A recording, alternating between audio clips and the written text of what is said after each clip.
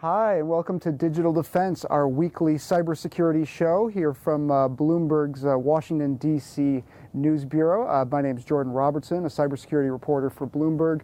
And as always on this weekly show, this is an interactive show, so we encourage anybody watching on Facebook or YouTube or any other channels to write in with your questions, and we will try to answer as many of them as we can. This week's subject, we're going to return to election hacking, but we're not going to look at the U.S. We're going to look at Germany, and we're starting to see the early signs of essentially kind of a repeat of what we saw in the U.S. elections in regard to Russian hacking and Russian tampering.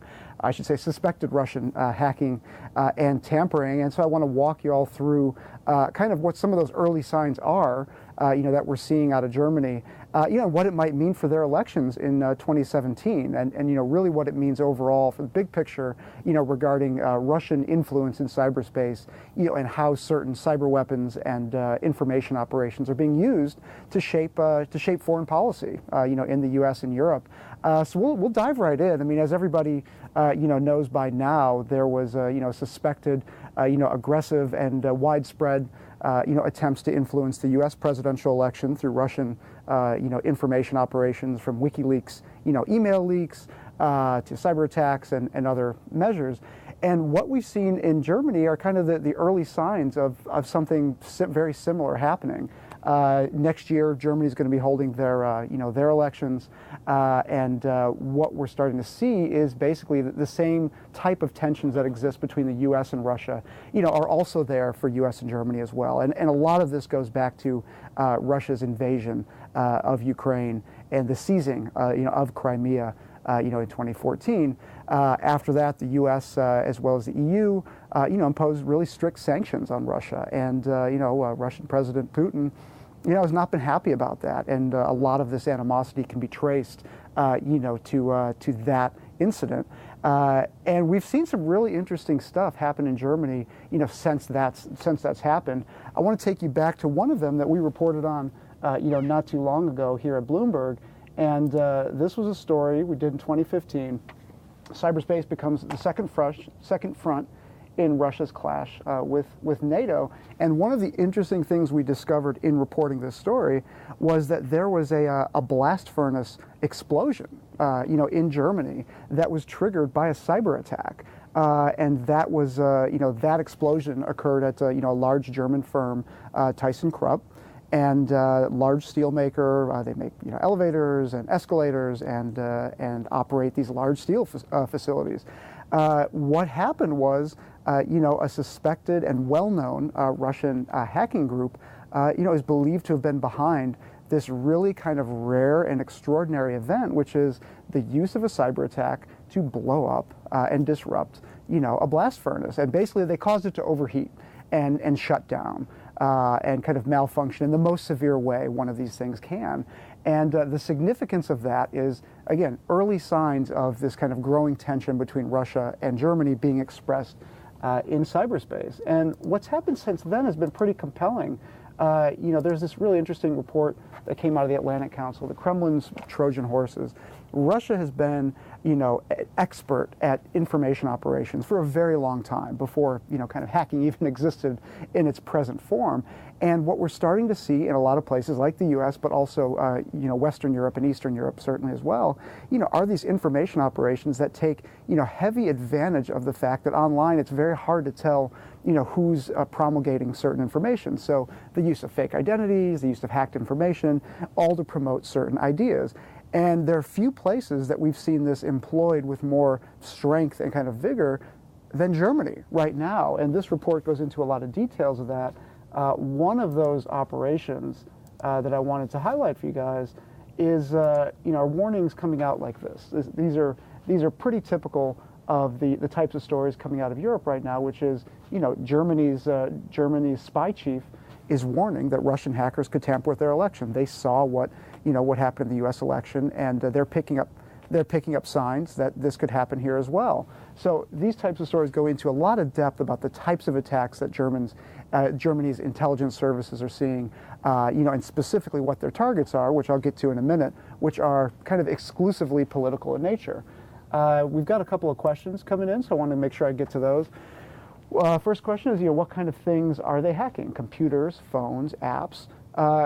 What's been happening in these Russian information operations is, you hear a lot from security experts that, even if you're a government intelligence service, you don't necessarily want to hack directly into your opponent's, intelligence service and kind of expose all of your most sophisticated capabilities, because then you can't use them anymore. So what they do is they start at a very kind of low level, and they're hacking email. Phones are a little bit harder to hack, so laptops, servers, but mostly email. Like, the DNC hacking here in the U.S., that was primarily a phishing operation, which is sending, really well-crafted emails to high-level individuals saying, hey, your Google account has been compromised, click this link and reset your password. Really basic stuff, but once the attackers are inside the network, they employ some kind of more sophisticated tools to extract the information. So in regard to this question, what are they hacking? Email is where they start. Email is where they always start. And the lesson from this is always, if you get an email that's unsolicited, go check it out for yourself. Any unsolicited email, whether it's spam or requests like this from Google, just go research it yourself. And if you think your Gmail account has been compromised, go find the official Google link and then reset it yourself. Don't click on anything in your email. Next question is, what's the latest on the DNC hack? Was it proven that it was Russia? All signs from the U.S. intelligence community point to it being a Russian operation. Now, anything like that involving Russia comes with an asterisk. It comes with a caveat, which is, from the best that we can tell, a lot of the operations out of Russia, hacking operations, come from essentially third parties. So these are contract entities, much like a defense contractor firm would be in the U.S. So a third party, kind of nominally separate from the government, but that does a lot of these, do a lot of these advanced hacks. So the best intelligence coming out of the U.S., cybersecurity community is that this was very clearly a Russian, operation. The same malware that was used throughout Eastern Europe to attack Russian, targets of interest were used to attack the DNC. The techniques, the command and control, servers, all of the kind of fingerprints of, of Russian operations, were there for, in the U.S. operation as well. All 17 of the U.S. intelligence agencies have come out in unison and said, we believe this was a Russian operation.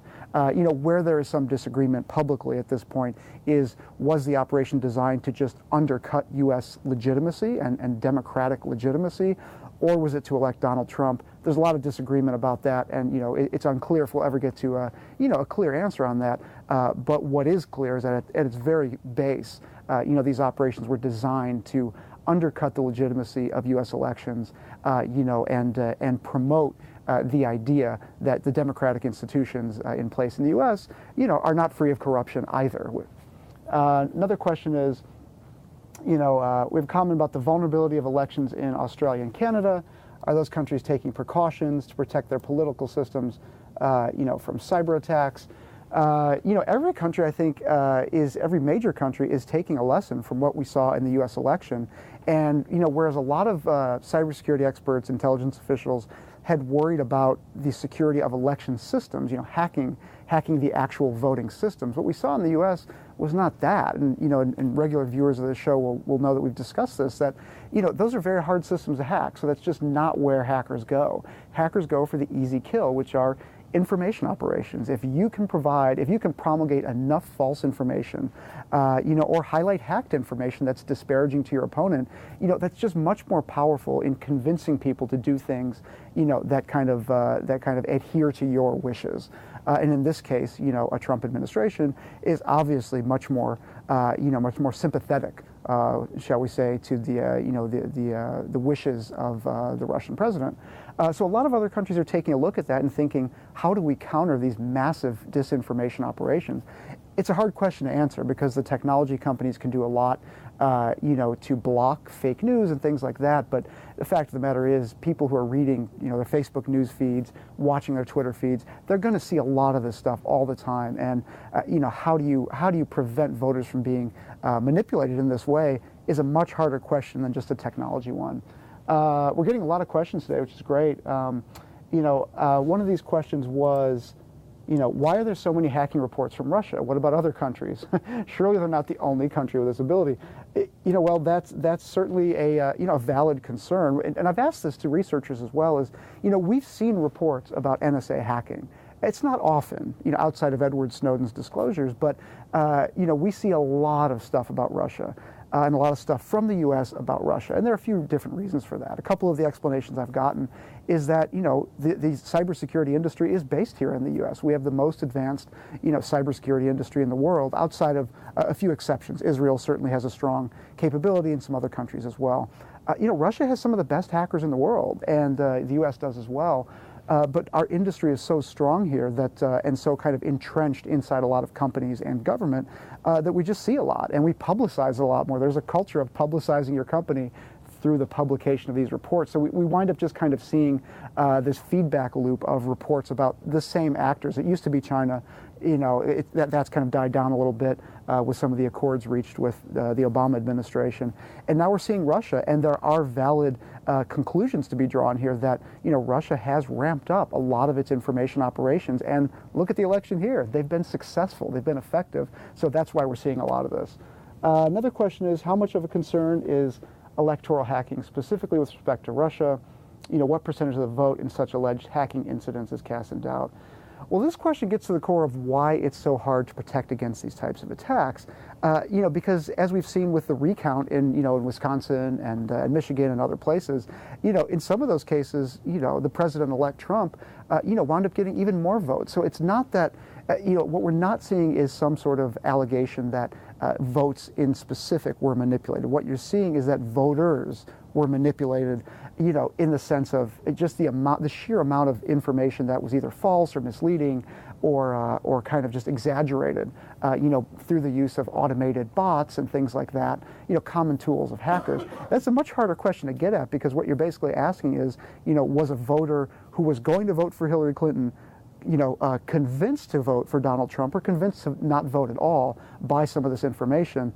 That's a pretty deep psychological question that, I haven't seen any good research that gets to the bottom of. If anything, the consensus view tends to be that beliefs are reinforced by some of this information. But the idea of vote flipping, because of these information operations, much harder question to get at. Question here is, how can the U.S. spend hundreds of billions of dollars on security and intelligence budgets and still be vulnerable to cyber attacks? Where's the money going? A good question, and the answer, was kind of in the answer I gave not too long ago, which is there's a real problem when the threat vector or the most vulnerable part of your system is the user clicking on a link that they shouldn't. It's really hard to defend against that, because what you have is a user authorizing whoever's in control of that link they just clicked to do stuff to their computer. The cybersecurity industry has really focused on, protecting what experts call the perimeter, which is, protecting attackers from kind of brute forcing their way through your network. We're actually pretty good at that. Not perfect, but, the U.S. and other countries are actually pretty decent at doing that right now. The problem always becomes what happens when you have somebody inside the network doing something they shouldn't, and not because they're knowingly infecting their network.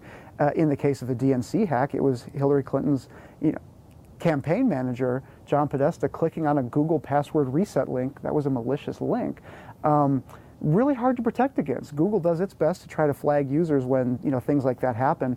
But, what winds up being some of the best protection, winds up being using two-factor authentication, which are text message alerts to your phone. Hey, is this really you logging into this account? If so, enter this code. And that's not a perfect protection, but it's far better than having none at all. And before we get to the last question here, I wanted to show one other piece of information that's come up in regard to this Germany election issue. At the beginning of December, WikiLeaks, which published a lot of the leaked Clinton emails, published this. This was a huge file of information, on the German parliament. And specifically, 90 gigabytes of data. It's a lot of data. 90 gigabytes of data of information on the German parliament, specifically the German parliament's investigation into collusion or cooperation between Germany and the NSA. The Germany's spy chief came out and publicly blamed, the theft and the leak of this data on the same Russian hacking group that hacked the DNC. Now, subsequent to that, there have been multiple reports kind of casting doubt on that, saying, well, maybe it was an insider, inside the German parliament. So that's kind of unclear. However, the early signs out of Germany was that this operation, as well as an earlier operation of hacking into Germany's parliament, we're the same Russian group that hacked the DNC. So this is something, and the point of this show really is what we saw in the U.S. could very well be a prelude to what we might see in Germany and elsewhere throughout Europe. We focus on one country here, but other European nations are also having elections.